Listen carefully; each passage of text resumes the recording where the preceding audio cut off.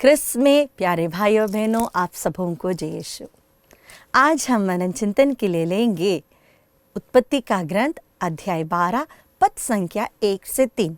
यह वचन हम सब जानते हैं। आइए हम मिलकर पढ़े। प्रभु ने अब्राम से कहा, अपना देश, अपना कुटुंब और अपने पिता का घर छोड़ो और उस देश जाओ जिसे मैं तुम्हें दिखाऊंगा। मैं तुम्हारे द्वारा एक महान राष्ट्र उत्पन्न करूंगा, तुम्हें आशीर्वाद दूंगा और तुम्हारा नाम इतना महान बनाऊंगा कि वह कल्याण का स्रोत बन जाएगा। जो तुम्हें आशीर्वाद देते हैं मैं उन्हें आशीर्वाद दूंगा, जो तुम्हें श्राप देते हैं मैं उन्हें श्राप दूंगा। 75 साल की उम्र में अब्राहम के सामने ईश्वर आता है और उस अब्राहम से कहता है, अपना सब कुछ छोड़ दो, अपने परिवार को छोड़ दो, माता पिता को छोड़ दो, इस जगह को छोड़ दो और मैं तुम्हें एक नई जगह ले जाऊंगा।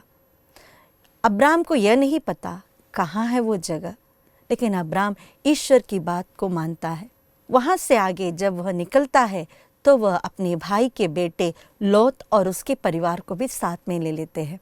ईश्वर ने अब्राहम को एक प्रॉमिस दिया था कि वह उन्हें एक बड़ा राष्ट्र बनाएंगे। अब्राहम के पास सब कुछ था, बस एक चीज़ की कमी थी, वे निसंतान थे, लेकिन लौत से बहुत प्यार करते थे। जब प्रभु ने इन दोनों को बहुत आशीष दी तो लौत के संपत्ति, वहाँ के भेड़ बकरियाँ भी बहुत ज़्यादा हो गए और अब्राहम के उनके लिए पर्याप्त नहीं था खाना मिलने में। तो अब्राहम कहते हैं लौत से, हम अलग हो जाएंगे, तुम्हें जो जगह चाहिए तुम उसे चुन लो। लौट देखता है कि सोदोम गोमोरा का जगह यरदन तट के पास है और वो बहुत अच्छा है, और एक तरफ देखता है मरुभूमि है और ज़्यादा हरियाली नहीं है। लौत अपने फ़ायदे के बारे में सोचकर वो यरदन तट सोदोम गोमोरा की ओर चला जाता है और अब्राहम ये थोड़ा सा ये हल्का पानी कम वाला जगह जहाँ पर हरियाली नहीं थी वह जगह चुन लेता है। उस रात को प्रभु उससे कहते हैं, उठो और चलो। इंग्लिश बाइबल में लिखा है, walk the length and the breath of this place.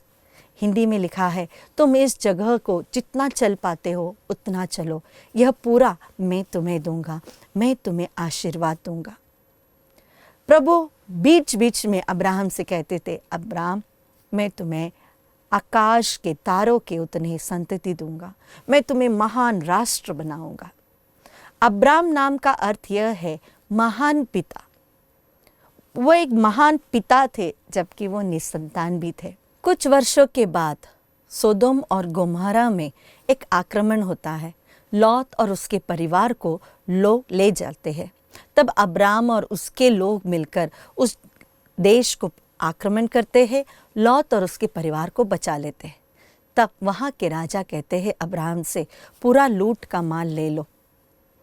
तब अब्राहम कहता है, मुझे वह कुछ नहीं चाहिए, केवल हमारे लोगों को आप छोड़ दो। कभी भी कोई भी यह नहीं कहे कि अब्राहम को मैंने अमीर बनाया। मुझे ना तो आपके धागे और ना ही आपके चप्पल की भी ज़रूरत है। मेरे लिए मेरा ईश्वर काफ़ी है।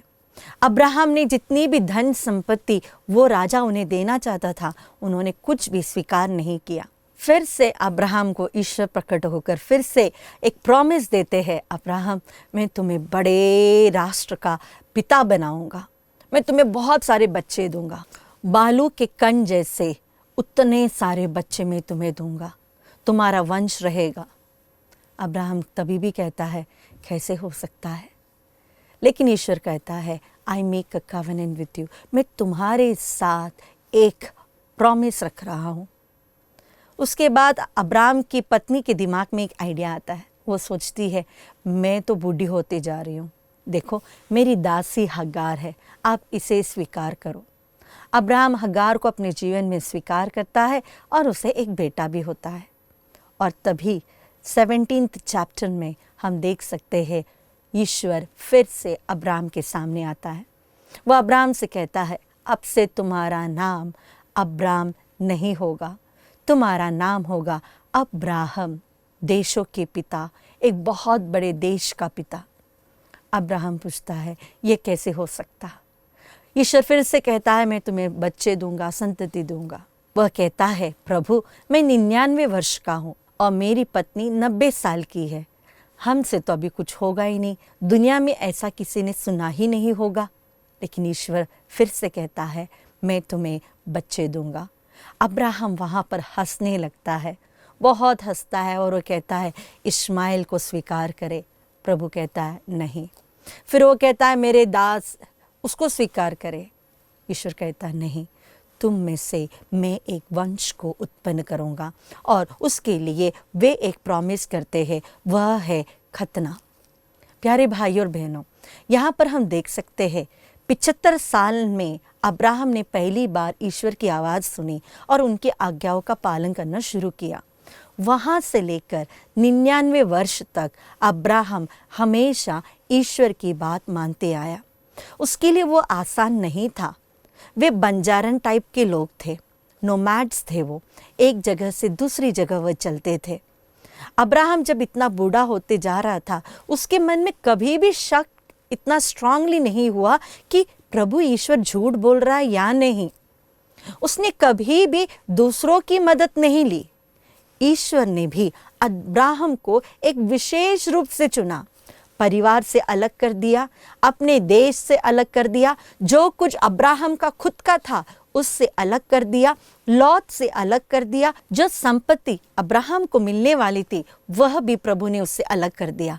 प्रभु ने अब्राहम और सारा को एक विशेष रूप में चुना और इसलिए अब्राहम को हम कहते हैं वह धर्मी था और ईश्वर ने उसके साथ एक और टाइटल जोड़ दिया, ईश्वर के मित्र थे।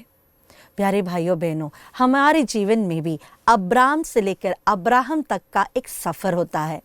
ये अब्राहम के लिए 25 साल का था तो हमारे लिए शायद 1 महीने का, 1 साल का या 50 साल का हो सकता है। ईश्वर अपने वादों का पक्का है। अगर उसने कहा है कि मैं तुम्हारे जीवन में ये कर दूंगा तो वह ज़रूर कर देगा। अगर प्रभु ने हमें एक विशेष कार्य के लिए चुना है तो कितनी भी कठिनाइयों का सामना क्यों ना करना पड़े, प्रभु वह वादा हमेशा पूरा करेगा। आइए अब्राहम से आज हम ये सीखें कि किस तरह प्रभु पर भरोसा करना है, किस तरह प्रभु के लिए अकेले खड़ा रहना है। साथ देने के लिए कोई नहीं होगा, साथ चलने के लिए कोई नहीं होगा। शायद सारा भी कई बार अब्राहम को नहीं समझी होगी, लेकिन अब्राहम ईश्वर के लिए बहुत अधिक विश्वस्त था। आइए हम भी अपने जीवन को अब्राहम के तरह जिए।